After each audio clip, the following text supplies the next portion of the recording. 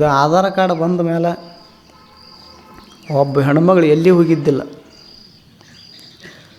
ಓಣ್ಯಾಗ ಮತ್ತು ನೀ ಬಾ ನಾ ಬಾ ಅಂತ ಒಂದು ಮ್ಯಾಳ ತಯಾರಾಯಿತು.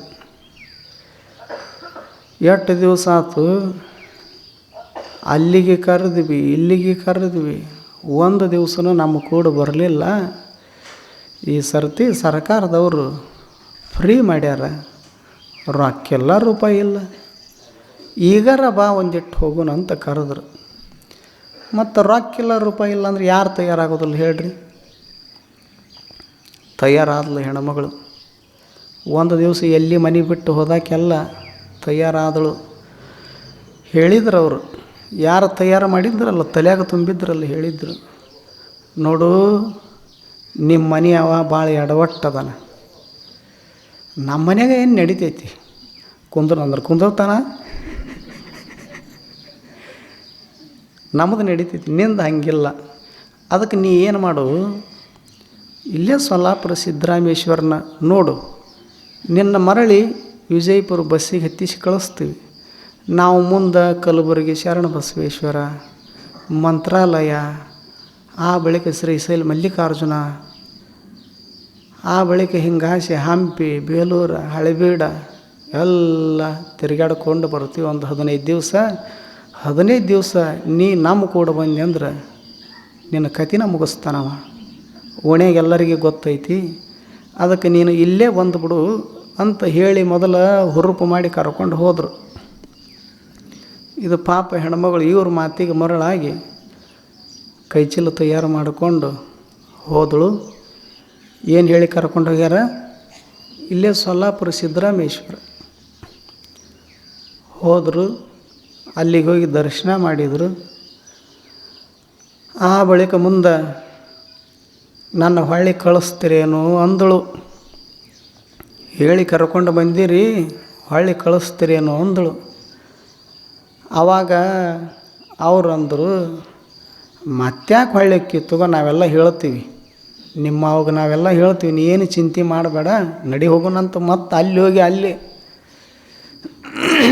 ಹುರುಪು ಮಾಡಿದರು.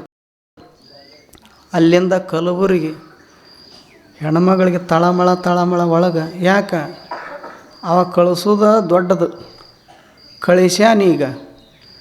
ಮತ್ತು ಅವ ಹೇಳಿದ ಟೈಮ್ಗೆ ನಾವು ಹೋಗಲಿಲ್ಲ ಅಂದ್ರೆ ಗತಿನ ಬದಲಾಗ್ತದ ಅಂತ ಒಳಗೆ ಹೆಣ್ಮಗಳ ತಲೆಯಾಗ ವಿಚಾರ ಬಂತು. ಇವ್ರು ಕೇಳ್ಬೇಕಲ್ಲ, ನಾವು ಹೇಳ್ತೀವಲ್ಲ, ಇವ್ರನ್ನೂ ಕೇಳೋದಿಲ್ಲ ಅನ್ನೋದು ಗೊತ್ತೈತಿ.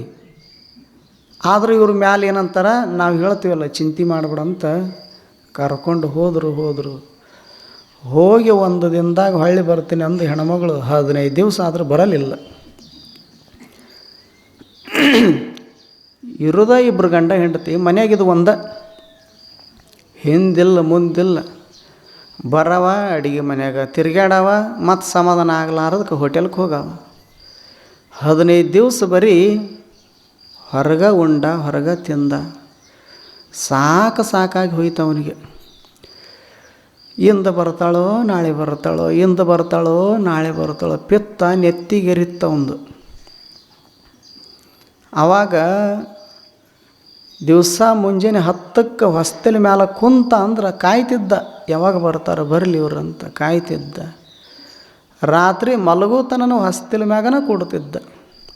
15 ದಿವಸ ಆದ ಬಳಿಕ ಬಂತಿದ್ದು ಗ್ಯಾಂಗ್, ಕಬ್ಬಿನ ಗ್ಯಾಂಗ್ ಅಂತಾರಲ್ಲ ಆ ಗ್ಯಾಂಗ್ ಇದು ಪ್ರವಾಸದ ಗ್ಯಾಂಗ್ ಇದು. 15 ದಿವಸ ಆದ ಬಳಿಕ ಬಂದರು. ಇವ ಬಾಗಲದಾಗ ಬಡಿಗೆ ಇಟ್ಕೊಂಡು ಕುಂತಿದ್ದ.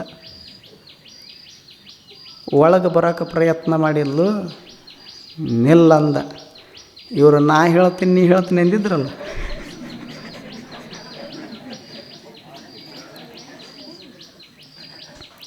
ಗಪ್ಪಗಾರ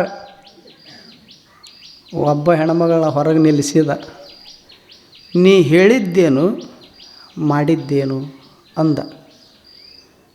ಒಂದು ದಿವಸ ಹೋಗಿ ಬರ್ತೀನಿ ಅಂತ ಹೇಳಿದ್ದು ನಿಜ ಅದ, ಆದರೆ ಏನು ಮಾಡಲಿ ಅವರು ಬಿಡಲಿಲ್ಲ. ಮುಂದೊಂದು ಆ ಕಡೆದೊಂದು ಹಿಂಗೆ ಕರ್ಕೊಂಡು ಹೋದರು. ಮತ್ತು ನಾ ಅಪರೂಪಕ್ಕೆ ಹೋಗೀನಿ, ಒಮ್ಮೆರ ಹಿಂಗೆ ಹೋಗೀನಿ ನಾನು, ನೀನು ಹೇಳು ಅಂದಳು. ಹೌದು, ಹೋಗಿಲ್ಲಂತನ ನಾ ಕಳಿಸ್ಕೊಟ್ಟಿ ನಿನ್ನ, ಮಾತಿಗೆ ತಪ್ಪುವುದಿಲ್ಲ. ಹೋದಾಕಿ ಮರಳಿ ಬೇಗ ಬರ್ತಾಳಂತ ತಿಳ್ಕೊಂಡ ಕಳಿಸೀನಿ. ನಾವು ಒಬ್ಬಂಟಿಗೆರು, ನಿನ್ನ ಬಿಟ್ಟರೆ ಯಾರು ಅದಾರ ನನಗೆ? ಉಣ್ಸವ್ರು ಯಾರು, ತಿನ್ಸವ್ರು ಯಾರು, ಅಡುಗೆ ಮಾಡೋರು ಯಾರು? ಇದರ ಬೇಕೋ ಬೇಡ ನಿನ್ನ ತಲೆಯಾಗ ಅಂದ. ಏನು ಮಾಡಬೇಕು, ಇದನ್ನು ತಲೆಯಾಗ ಇಟ್ಟುಕೊಂಡ ಹೋಗಿದ್ದೆ. ಅವರು ತಲೆ ಕೆಡಿಸಿದ್ರು ನಂದು. ಹಿಂಗೆ ಊರಾಗ ತಲೆ ಕೆಡಿಸೋ ಮಂದಿ ರಗಡಿ ಇರ್ತೈತಿ. ತಲೆ ಕೆಡಿಸಿದ್ರು, ತಿಳಿಲಾರ್ದಕ್ಕೆ ಹೋಗಿನಿ, ಇದು ಒಂದು ಸಲ ಕ್ಷಮ ಮಾಡು. ಮತ್ತು ನಾ ಏನು ಸುಮ್ಮನೆ ರೊಕ್ಕ ಖರ್ಚು ಮಾಡಿ ಹೋಗಿನಿ ಅಂತ ತಿಳ್ಕೊಬೇಡ. ಸರ್ಕಾರದವರು ಬಸ್ ಫ್ರೀ ಮಾಡ್ಯಾರಂತ ಹೋಗೀನಿ ಅಂದಳು. ಇವ ಅಂದ, ನಂದು ಇಲ್ಲಿ ಬಡಿಗೆ ಐತಲ್ಲ, ಇದಕ್ಕೇನು ರೊಕ್ಕ ಕೊಟ್ಟು ತಂದಿಲ್ಲ, ನಂದು ಫ್ರೀ ಐತಿ, ಒಳಗರ ಬಂದು ನೋಡಿ ನಂದ. ಹೇಳೋ ಉದ್ದೇಶ ಹಿಂಗೆ ಬಸ್ ಅಂದ್ರೆ ಇಲ್ಲಿಗೆ ಬಂದದ ಪರಿಸ್ಥಿತಿ ಈಗ, ಹೌದಲ್ಲ? ಅದಕ್ಕೆ ತಾವು ಎಲ್ಲ ತಿರುಗಾಡಿ ಸಾಕಾಗಿ ಬಂದು ಕುಂತೀರಿ ಅಂತ ನಮಗೆ ಅನ್ನಿಸ್ತದೆ.